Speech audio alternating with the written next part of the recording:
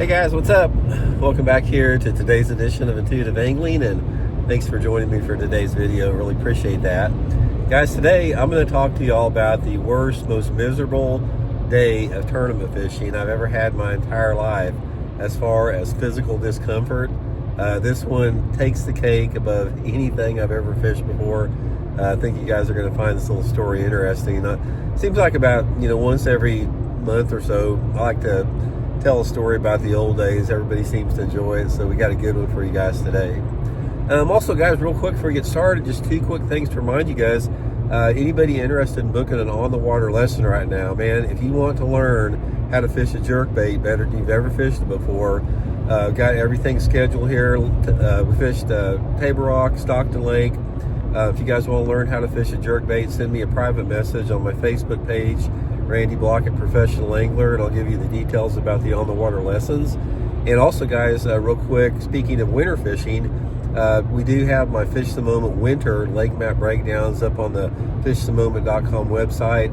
I'll put that link in the description too. This is a great way to get some good fishing places, GPS waypoints to the best areas on all the lakes you fish in the wintertime. I'll have all that stuff linked in the description of this video, so really appreciate the support with that. Okay, guys, this is one. If you were in this tournament, I don't know how many guys that will be watching this video, but was actually competed in this tournament. This was the Bassmaster Invitational at Grand Lake in November of 1991.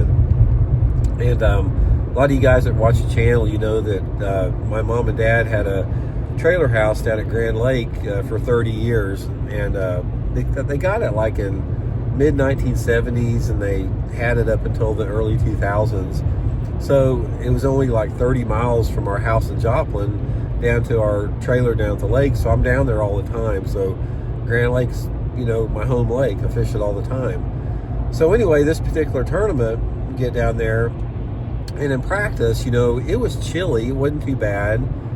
November in Oklahoma, it can be nice. I mean, it can be, it's not uncommon to have 70-degree days in November, but in this particular tournament, we had one of those Arctic cold fronts, Arctic blast they called it, on the way, and it was predicted to hit the first day of the tournament.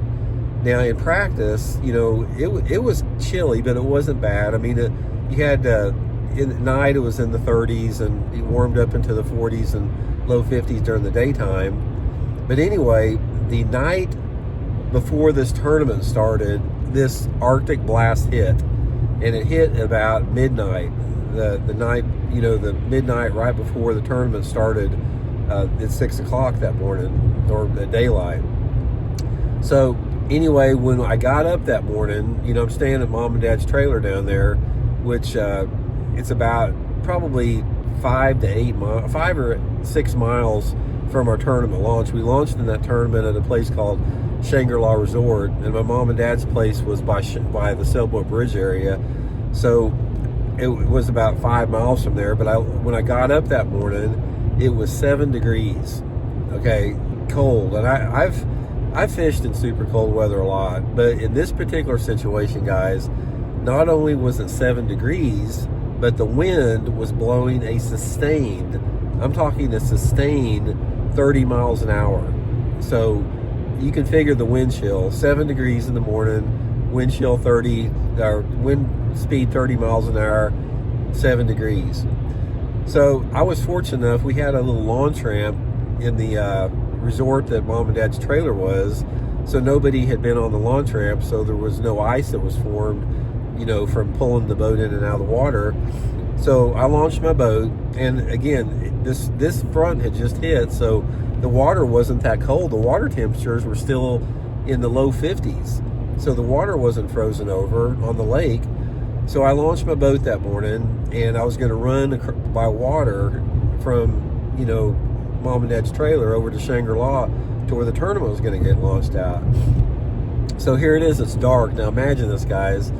It's 5 o'clock in the morning. It's 7 degrees. The wind's blowing 30 miles an hour. It's completely pitch black dark, and I'm running. So I decided to run, from Mom and Dad's place over to Shangri-La, which was 5 or 6 miles. So I run over there 5 or 6 miles, 30-mile-an-hour winds, it's rough, 3-foot waves, dark, 7 degrees. You can imagine the misery of that right off the bat, which at this point, I can't believe they hadn't canceled the tournament. This is back before they canceled the tournaments. Now, guys, they cancel a tournament now. If it's supposed to rain, they're going to cancel a tournament. It's just pathetic. But back in the day, they didn't cancel, man. Unless there was a tornado on the ground heading for the tournament takeoff, we win. Didn't matter what the weather was. So I ran over there, and I got into the marina area. Of course, I'm freezing to death by the time I get over there. Had my motorcycle helmet on, had, all the clothes I could gather up on. And when I get over there, it's like pandemonium because everybody's stuff is frozen up. It's like everybody's steering cables are frozen up. Nobody can get their lids open on their live wells because I think it even like the night before it had been like a little misty rain. So everybody's storages were froze up. People are in there trying to pry them open and pouring hot water on them and trying to get their cables frozen up. And then at the launch ramp, you can imagine, because after the first guy launched his boat, the water froze immediately on the ramp. So there was people their trucks were sliding into the water, the trucks were sideways. It was a freaking big cluster, man. And again, I can't believe they didn't cancel it, but finally got going and everything after all this turmoil, everybody having a hard time.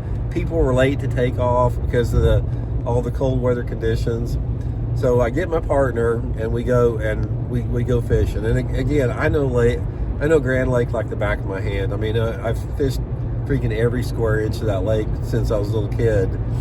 So I really had no idea how good the fishing was going to be or how bad it would be in this condition. So we get out there and I run back down the lake. I had about a 10-mile run to my first place. So again, figure it up at 7 degrees. Oh, by the way, it warmed up to 21 degrees was the high that day.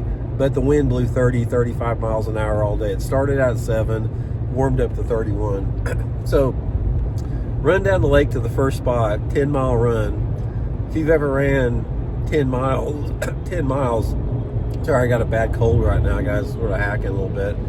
But if you've ever ran 10 miles down the lake in 7-degree weather, when the wind's blowing 30 miles an hour, when you get there, you're freaking, you don't want to move around too much. So we get to the first spot, and I decide that I'm going to fish with my motorcycle helmet on. It's so cold. So I get up there and start fishing, or put my trolling motor down, try to get up and around, and my partner back there, he's in bad shape. I mean, the guy, my partner that day, he wasn't a very old guy. He was probably in his 20s, maybe 30 years old, but he was hurting. I could tell he was just miserable. So I put the trolling motor down and start fishing, and he's still back there, trying to get up out of the seat and all that type of stuff. And right off the bat, guys, they start biting. And right off the bat, I was throwing a shad pattern Bomber 7A on some rocky bank drops that I knew about. And right off the bat, I hook one about 5 pounds and get it right to the boat, and the freaking thing comes off. It's like, God dang it, because I knew it was going to be a tough tournament. And fish down there a little bit further. Partner still hadn't got out of the seat. He was still sitting down. And I hook one about 3 pounds, and the same thing. I get it up to the boat and lose it, a 3-pounder. So it's like, first 5 minutes, I've already lost 8 pounds of fish right off the bat. And he finally gets up back there, and he's just like, he hadn't even started fishing. He's just like jumping up and down. He's just like trying to warm up, just like almost like doing jumping jacks. And about probably 20 minutes later, I put my first fish in the boat. It's a 5-pounder. So I got a 5-pounder in the well. I'm feeling pretty good about it, even though I lost 2 nice fish earlier. And my partner's fishing a little bit, and then he's, standing up and he's not fishing. And we're about probably, 2.5 hours into the day, and I caught another one. I had another one about 3, so I've got 2 nice fish in the boat, and it's probably, it's 10:30, 11 o'clock. And fishing slow, it's not good by any chance. And I look back there, and he stopped fishing, and he's back there just like jumping on his feet, like sort of jumping a couple inches off the ground with his with his arms wrapped around his body, and he goes, I can't stand it. He goes, I'm just miserable. I cannot stand it. And I go, are you in bad shape, man? I said, do I need to take you back in? And he goes, no. He goes, I don't want you to do that. It's too far. He goes, I'll be all right. So anyway, guys, the rest of the day, he didn't hardly fish. He stood up there on the back deck, jumping up and down all day long, trying to stay warm. And in the meantime, I'm catching them here and there, and I catch another nice one. I catch another one about 4 pounds, and then another keeper. So that day I had 4 fish, and I had a pretty good weight. I was in like the top 10 after the first day. And the thing that was odd about that, a couple different things, it's like you couldn't put a fish on a measuring board. It's like as soon as you put the fish on the measuring board, it would freeze solid to the measuring board. So you'd have to put the fish in the water with the measuring board to melt the ice to get it off the measuring board. And then every single time that I had to lift the live well open, carpeted live wells, I had to take a pair of pliers and pry the live well open because it froze shut from the previous thing. And so there was all this stuff that transpired. I'd never seen it, before anything happened like that. But anyway, I wound up, I finished in the tournament, got a decent check. It warmed up slowly. The next day, it was like 22 or 23 degrees when we took off, and it warmed up into the 30s. So it gradually started warming up. But guys, that first day of the tournament, I've never been in anything like that. And it wouldn't have been that bad because I fish in 20-degree weather all the time here in the Ozarks, but I don't fish in 20-degree weather very often when the wind's blowing 30. And the worst thing about this tournament was this sustained. I'm talking sustained. I'm talking about not just the occasional gust of 30. It was blowing 30 all day long, being that cold. And when it's blowing 30 and you're running across Grand Lake, you get spray on you all the time. You can't keep it off you in a 30-mile-an-hour wind. So every time we made a run somewhere, you'd have all this spray that would freeze solid on you, all over the boat, on you, everywhere. And I'll never forget that. Anyone that fished that tournament will never forget it either. Ron Sheffield wound up winning that tournament with pretty good weight. He had over 50 pounds for 3 days, and he caught them all on a jig fishing around boat docks. But I caught every one of my fish in that tournament on a shad pattern 7A bomber, just cranking rocky banks and shallow drops and that type of stuff.